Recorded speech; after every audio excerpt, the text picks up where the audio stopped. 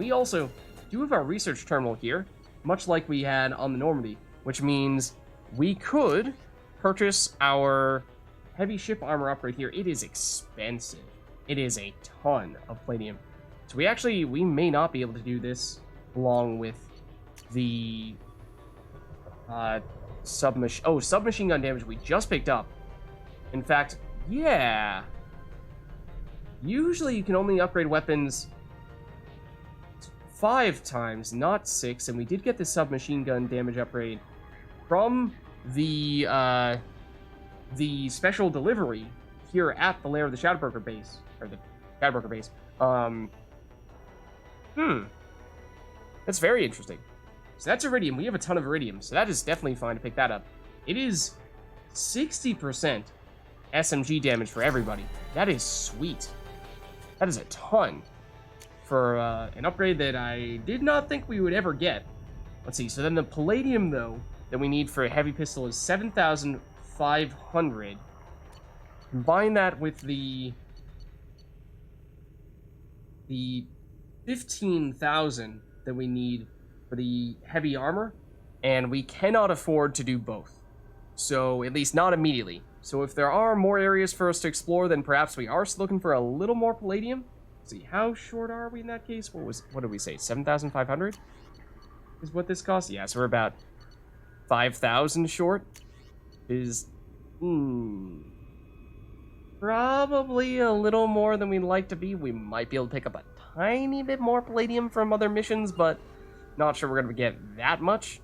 So I think at the very least, we'll definitely get this heavy ship armor. This is, although we've delayed it a lot, it is technically extremely high priority that we at least get it done before the end of the game.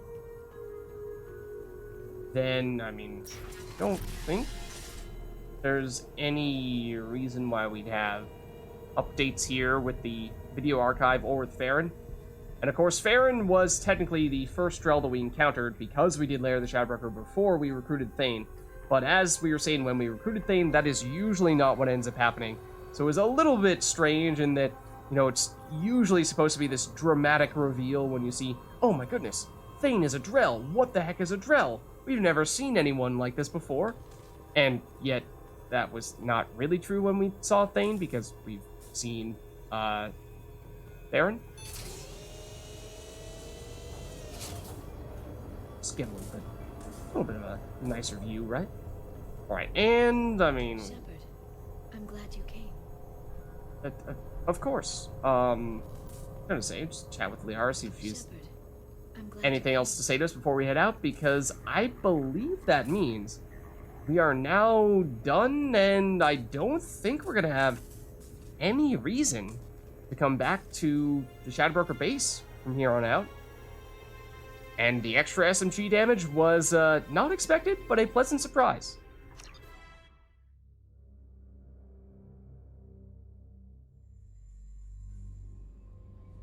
Okay, so now that we have picked up some upgrades, and, well, we purchased the upgrades that we would have otherwise purchased here, and done any last-minute stuff at the Shadowbroker base, let's head back to the relay. Fuel at 1/2 capacity. And we will check out any other stuffs, any other exploration we might have yet to do. Probably are going to need to refuel a bit, because we are basically fuelless at the moment.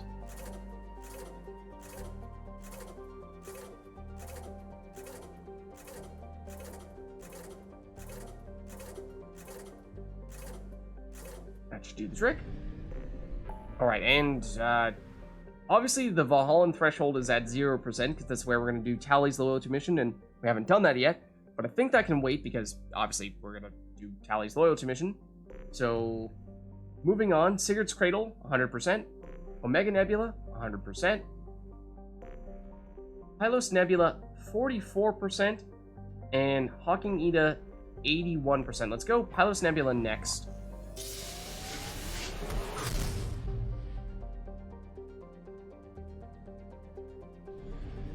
Because we have two systems here that are completely unexplored.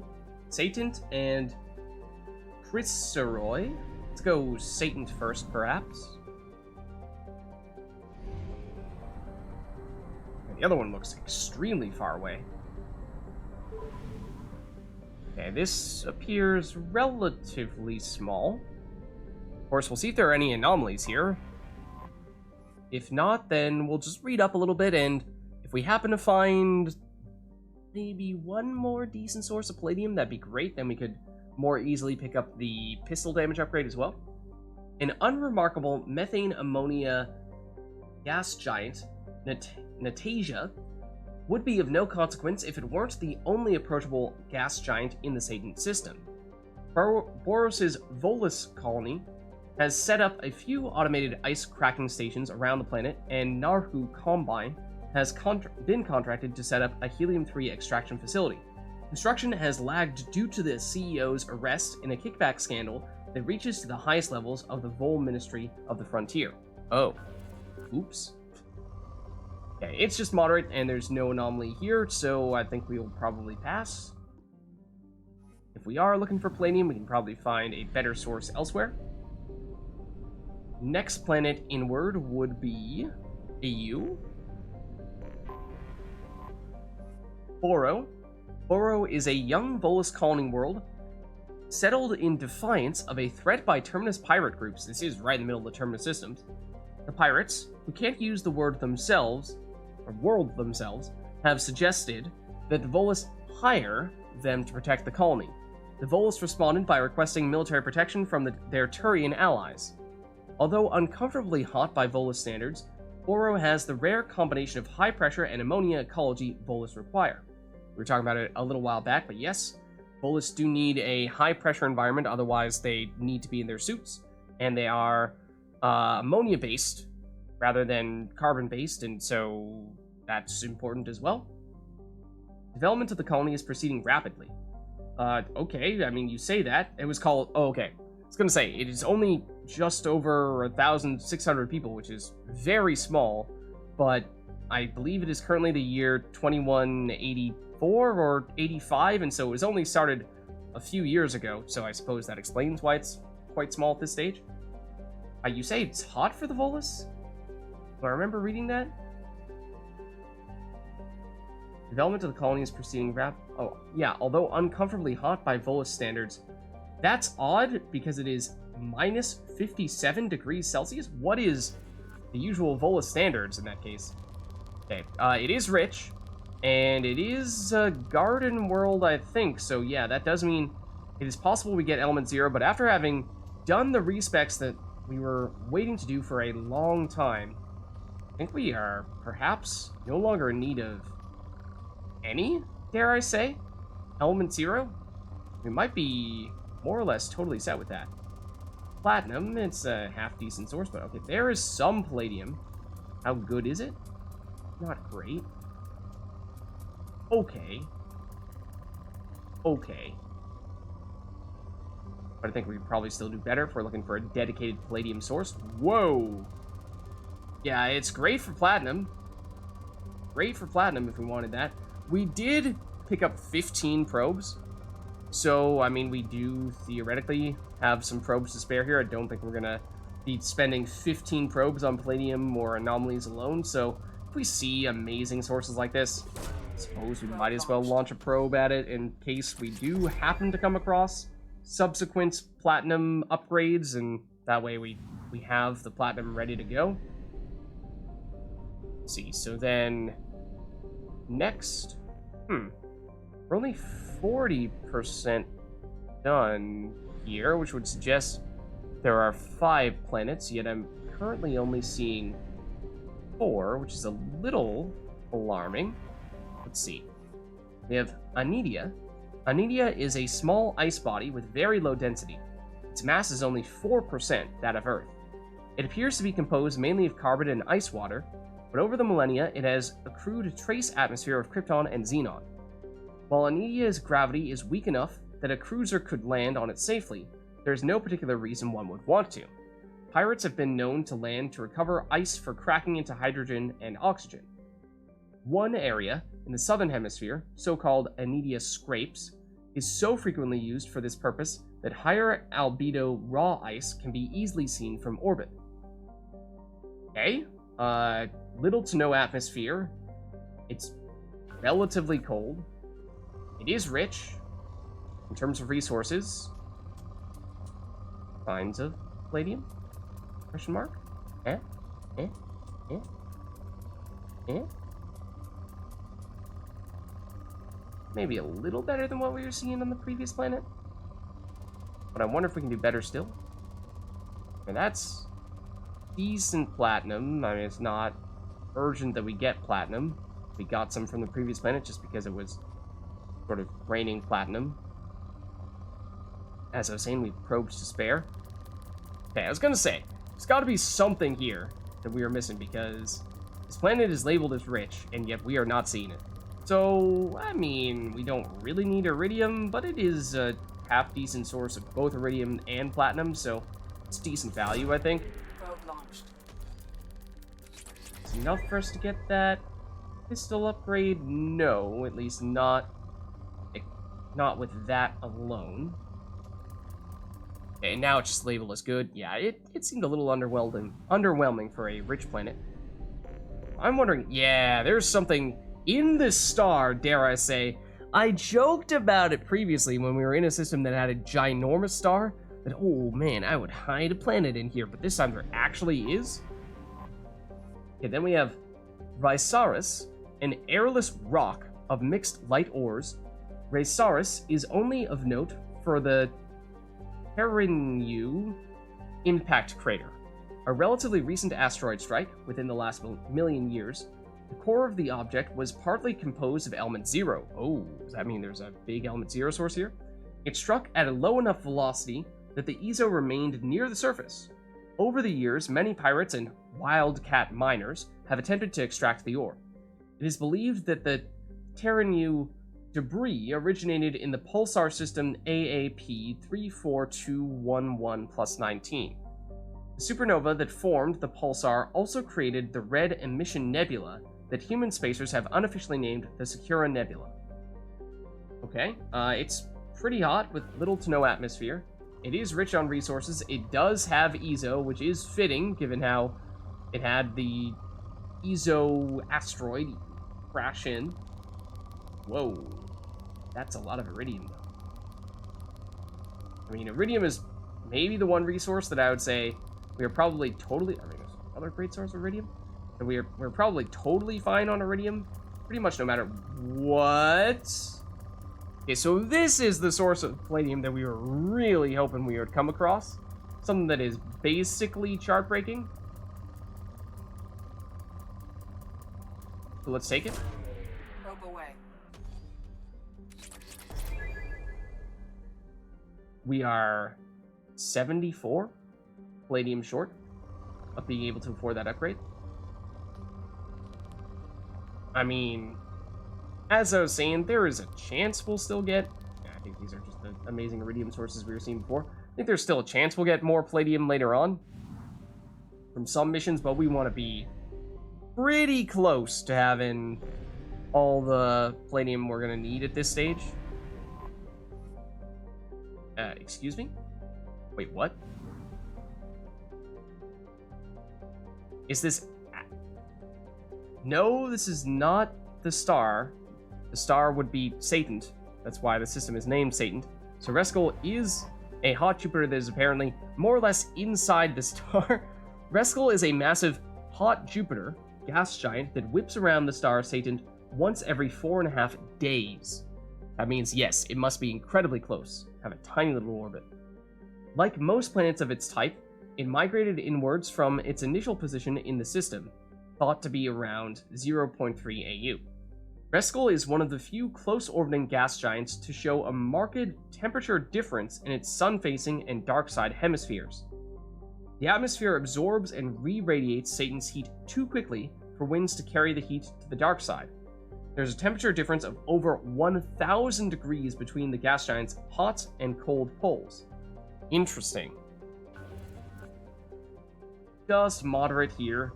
and no anomalies. Unfortunately, as cool as it all sounds, I mean, it's definitely not as much palladium as what we were getting previously. I mean, part of me is tempted to launch a probe just for the sake of getting enough to actually afford that upgrade, even if we may be able to get it relatively soon. I don't know. Let's see if we have other places to go, because we've not yet been to the Raisaurus system. I believe I remember was way out here. Pretty darn far. Fuel reserves at 50%. Let's see if we have enough to get back. Let's see. So, it's a pretty big system by the looks of things. There appear to be a lot of planets here. Last one is way out this way, I guess? Somewhere? No. No, it is not. It is just in the last place that I looked, of course. Penoth. Penoth is little more than a glorified ice dwarf that has drifted inwards from Raisaurus' Oort cloud over the millennia. Call it Oort cloud for... Was that the... Is the Oort cloud in our solar system, the local cluster, or is that the Milky Way? I forget what order of magnitude, what system the Oort cloud is in. And so if it is in the local cluster, then there's another Oort cloud here as well? Is it a more general term? I thought it was a one-time name type of thing, but I guess not. Its extremely elliptical orbit is ultimately unstable. Computer projections suggest it will impact the atmosphere of Gaves in a few billion years. You got plenty of time. Plenty of time. Live it up while you can. And, no anomalies, moderate scanner results here, so nothing terribly of interest to us, I don't think. Then heading in. Here is Gaves. I mean, it's pretty far away, it seems. And yet, at some point, a few billion years from now, apparently they will collide. So Gaves is another methane ammonia gas giant, very similar to its near twin, Uzin. It presents a nearly featureless robin egg blue face to the universe. Oh. Sorry, buddy. It's not the most ringing of endorsements, and I'm afraid there is not much reason for us to scan you any further. Then we have Uzin, a typical methane ammonia ice giant. Uzin has 37 moons of various sizes. Chithis, one of the largest, orbits at a retrograde, suggesting it was a planetesimal that was captured by the gas giant gravity well. The planet itself is believed to be an extrasolar capture as well, though millions of years before Chithis came on the scene. Evidence collected by planetary geologists suggests that Chithis was for many centuries a water world heated by tidal flexings as its orbit circularized around Uzin. The planetary ocean, once hundreds of kilometers deep, must now be frozen solid. Some have recommended drilling test bores to see if life ever developed in Uzin's seas, but the question is considered academic. Okay, it's moderate as well, no anomalies once again, so that means probably not interested. Then we head inward, and we have Theonax. Theonax's surface is covered by water and ammonia hydrate ices, which are constantly repaved by cryovolcanic processes. The world's size and density suggest the core contains heavier elements and retains much of the heat of the system's formation. Okay, sure, check it out. It is rich. Let's see if we happen to come across any big spikes here. Ooh, a bit of signs of palladium. Those catch my attention a bit. It's an okay source of iridium. Source of platinum? Oh, yeah, that's a good source of platinum. That's a good source of platinum. Again, with 12 probes to spare, I suppose, why not? Probe launched. Means we should be looking pretty good from platinum standpoint here. That's not as good as the one we were just doing. Oh, hold on. Palladium, though. Remarkably average. This iridium, also pretty average. This palladium, maybe marginally better than what we were seeing before. Still not super enthused.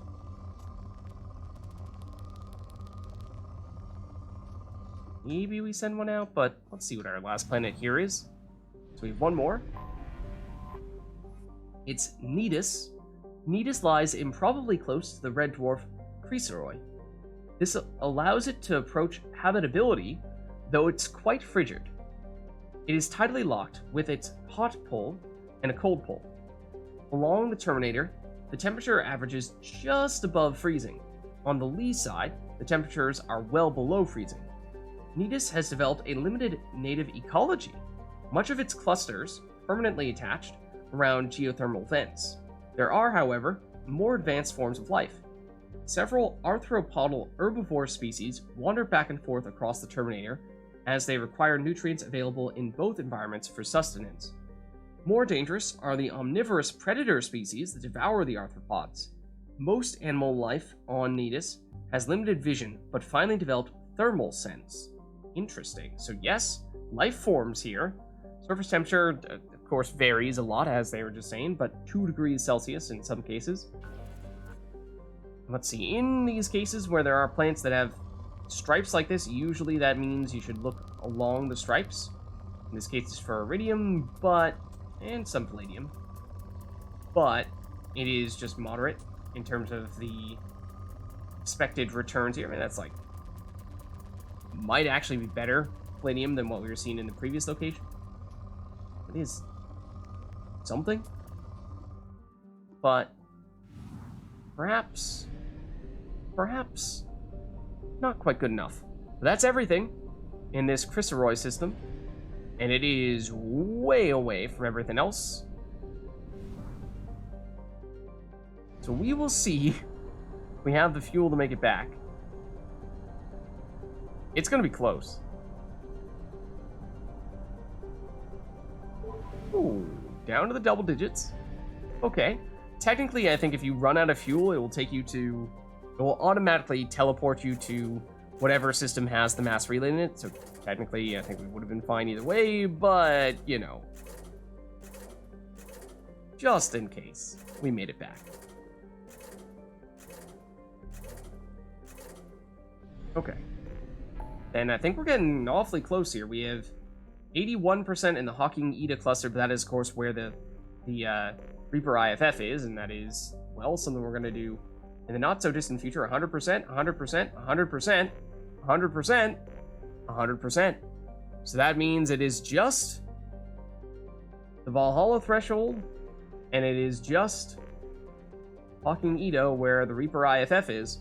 So it's the places... Oh, and also this spot down here with Viper Nebula, where we're expecting to rescue Dr. Kenson, but I think we can wait on pretty much all of those because, well, those are the ones that we are going to go to when we're ready to do those missions. So let's exit out for a second.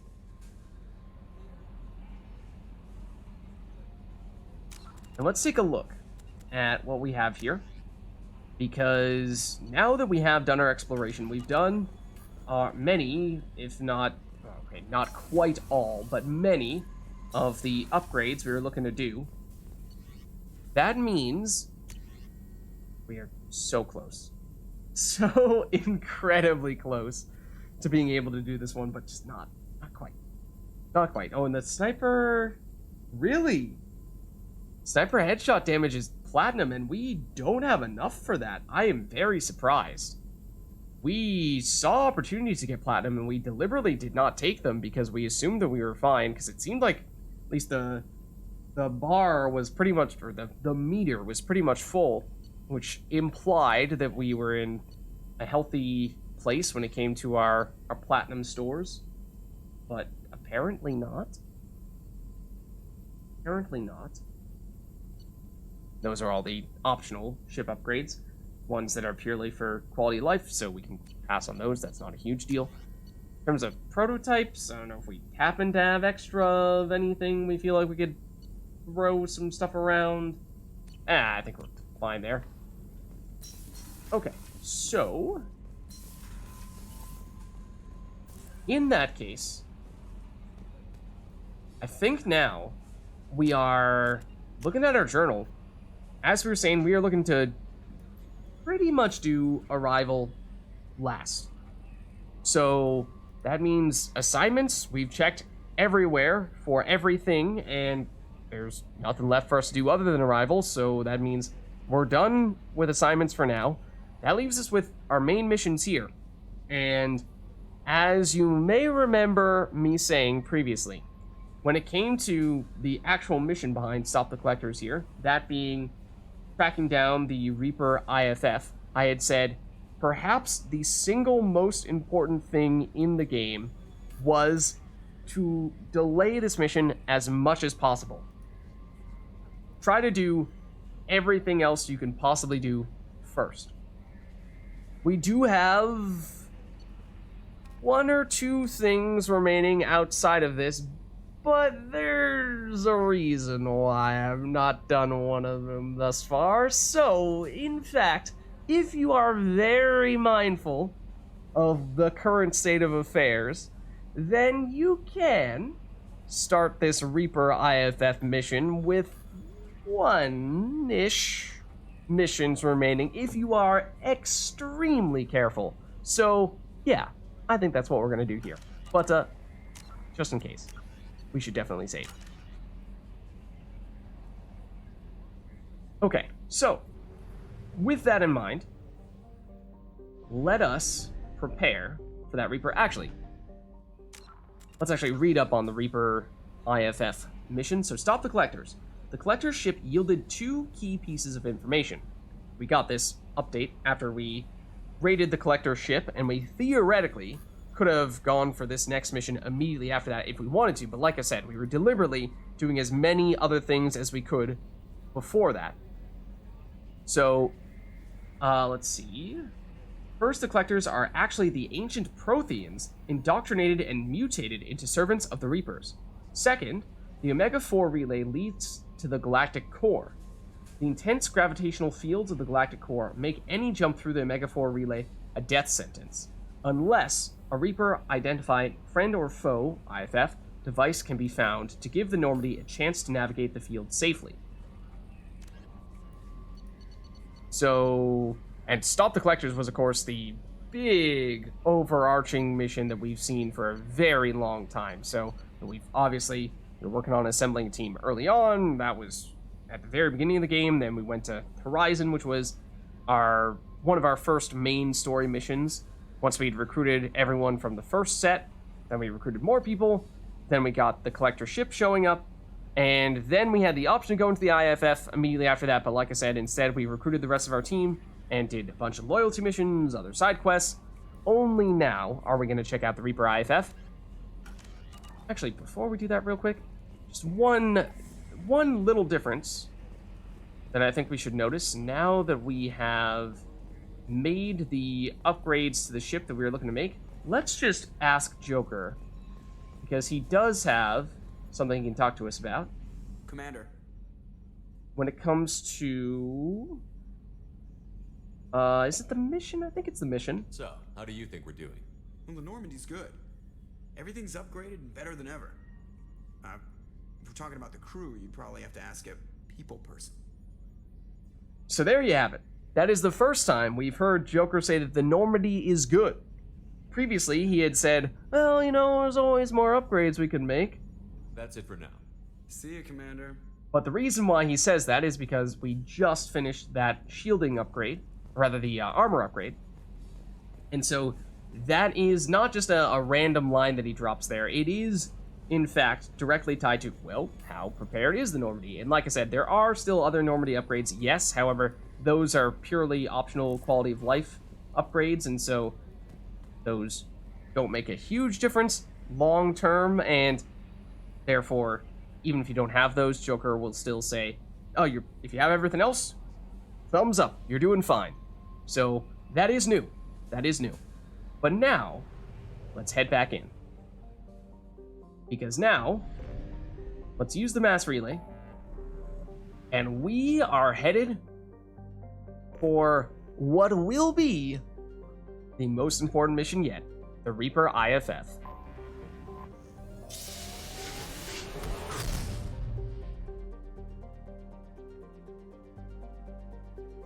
Okay, so we have not yet explored this area in its entirety. That is in large part because, well, there's a system here, the Thorn system, where we are looking to acquire the Reaper IFF, where we've not explored anything, so that shouldn't come as much of a surprise.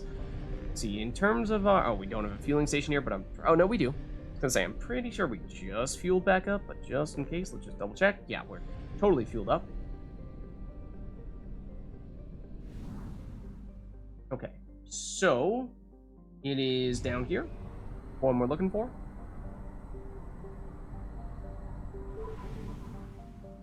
And there is the Derelict Reaper. Let's, of course, take a little bit of a look around first at everything else happening in this system, and then we'll finish with the Derelict Reaper. Okay, so first we have Lethe, however you pronounce this. Lethe is the largest moon of Menocene. Almost sounds like a character from The Witcher. And by character, I mean monster. But massive enough to retain its own thin atmosphere of methane and nitrogen, and heated by the brown dwarf to relatively moderate temperatures. While nearly the size of Earth, its overall density is low, suggesting a paucity of valuable heavy metals. It is tidally locked to Menocene. One hemisphere always bathed in the brown dwarf's heat and dim red light. The moon experiences constant weak tectonic activity, driven by the tidal fluxes of Menocene's gravity rather than Lethe's own internal heat. Several large ancient volcanoes release wide-ranging flows of molten silicate. Okay. It's 31 degrees Celsius. So that's pretty reasonable. Sounds good to me. It is rich. Which I'm actually a little bit surprised, based on the description we were getting there, where it was saying, oh, well, you see, the thing is that...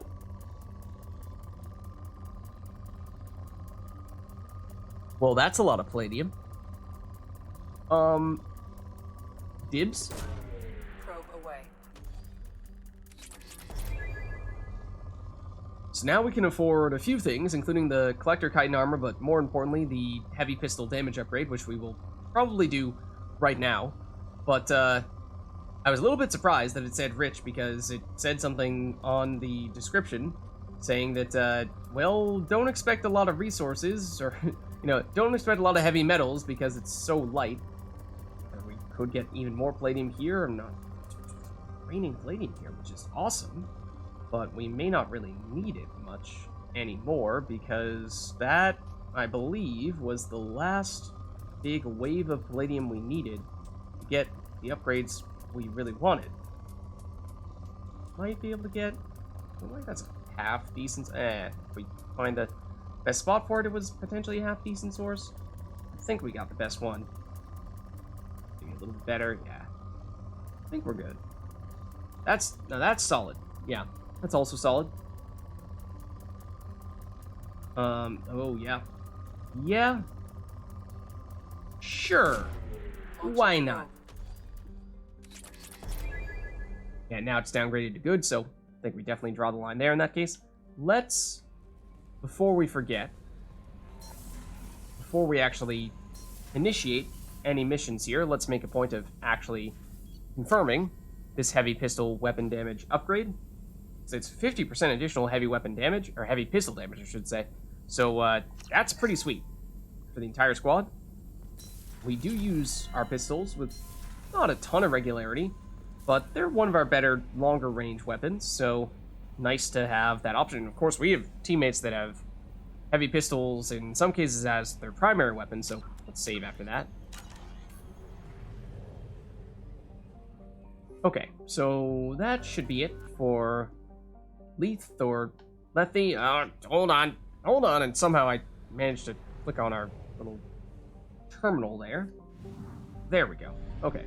So remember, that's just a huge moon of this planet here, Menocene. Menocene is a dwarf, or I say brown dwarf, of approximately 37 Jupiter masses. It is young enough that some nuclear fusion still occurs within its depths. Oh, brown dwarf is in... It's a star? Excuse me?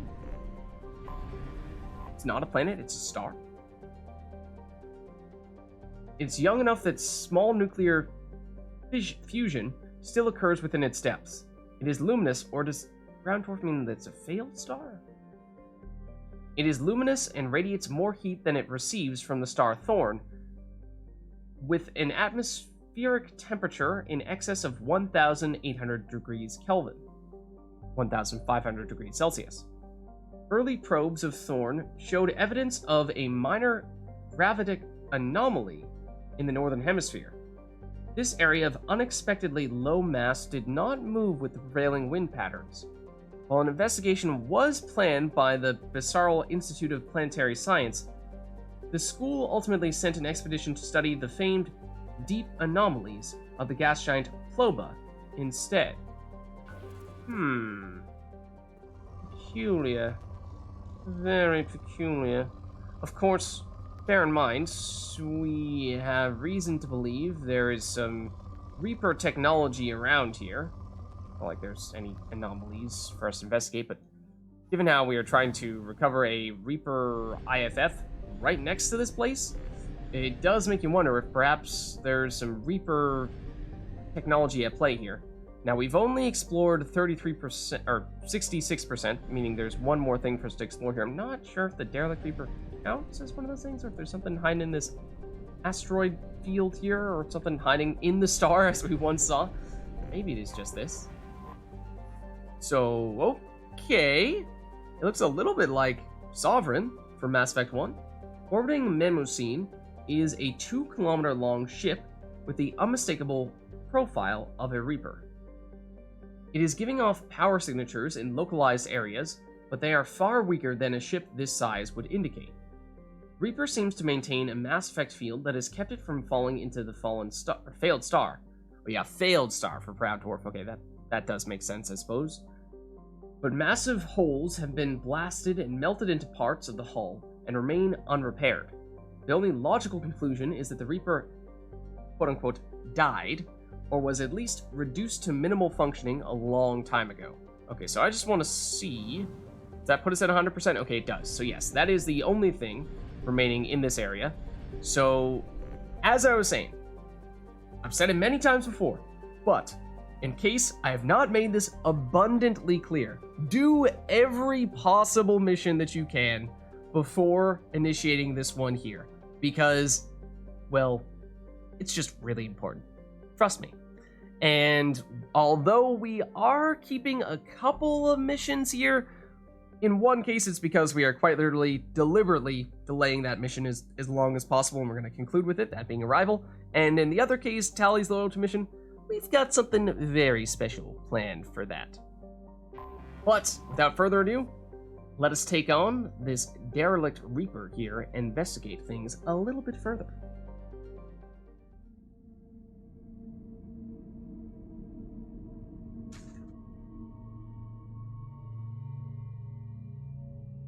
Okay, so, for this mission,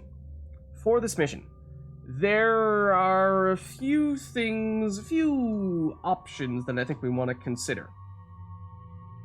First and foremost, I think having someone who can tank is a good idea. And when it comes to that, there is no one better than Grunt. And that is one of the reasons why I think it made a lot of sense for us to respec his points recently, such that now he no longer has incendiary ammo, because that was not really providing any benefit when we already had squad incendiary ammo, and he was also rocking squad incendiary ammo. So now he has a concussive blast for some AoE, and fortification I think may be more highly upgraded than it was previously as well, and he still has the full passives. So I think we definitely take him. Then for our second person, I think the things we want to consider are armor removal and also crowd control capabilities.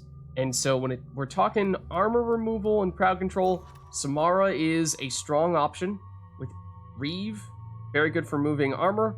Pull and throw, both good for crowd control. So she is a really strong option here. I would say probably the conventional choice for the second person, along with potentially Morden with Incineration Blast, giving a wide area of armor removal. And then Cryoblast, Neuroshock, also ways of getting crowd control, slowing people down. So Morden, I'd say these two are the conventional choices for the second spot to accompany grunts. However, we've used both of them a lot. And so, in the interest of trying to give some other people opportunities to shine a bit here, especially people that we have not seen much of or that we've recruited only fairly recently, I think we might be able to get away with Thane here. It's a little bit riskier, but he does have unstable warp. Oh, actually, we recently respec'd him, so we got rid of point in shredder ammo, and we are able to invest more fully in throw and warp. So let's see. We were questioning whether to put unstable warp on him or the heavy warp. We put one of them on Miranda, and we were trying to put the other one on Thane, but I didn't remember which one we put on Miranda. Okay, so yeah, we did put heavy warp on Miranda. So I think that is good then that we mixed things up a little bit and gave unstable warp to Thane. But anyways, so that means that he has warp, which is good against armor. So it's not armor removal that can get rid of armor on multiple enemies, but we do have area Reeve, so it's not quite as necessary as it might be for people that don't have Reeve as their bonus power, but Samara would still be a strong option, even in that case, as your second squad member, I think.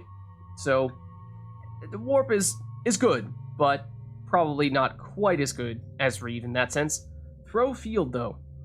Throw field could be very nice. That does give us the crowd control we're looking for there. It is mostly just going to be a factor once we have removed that armor, but it means that, you know, if we can do something like, say, we area Reeve to either remove armor in its entirety or very nearly remove armor in its entirety, then have Thane quickly follow up with a throw field, we can throw a whole bunch of people, and that can give us a lot of crowd control options.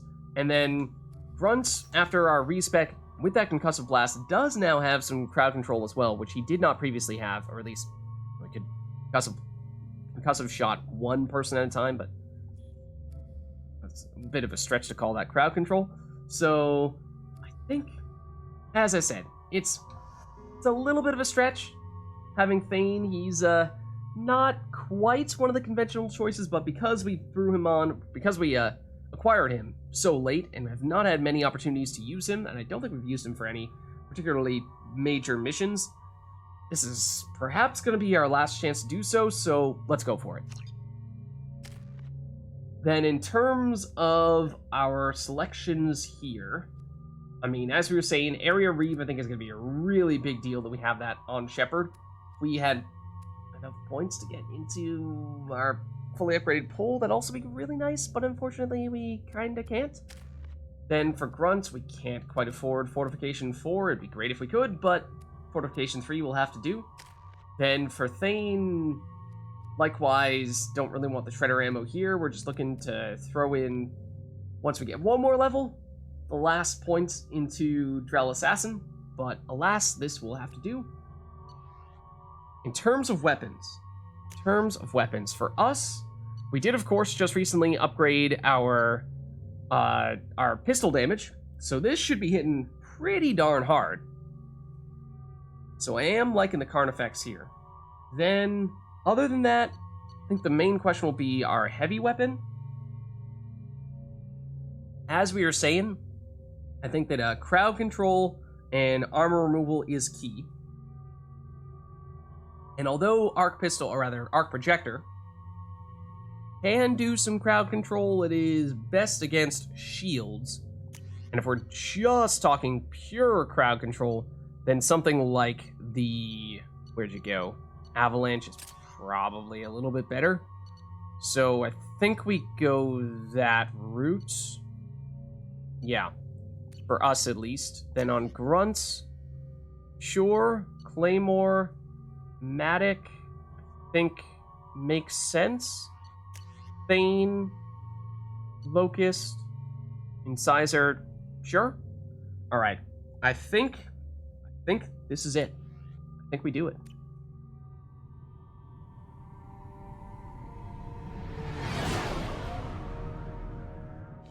What's with all the chop, Joker? Doing my best. The wind's gusting to 500 kph.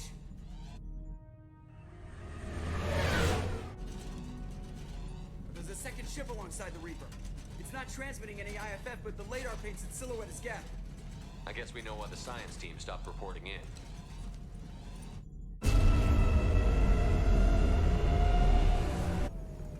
What just happened? The Reaper's mass effect fields are still active. We just passed inside their envelope. That doesn't sound good. Eye of the hurricane, huh?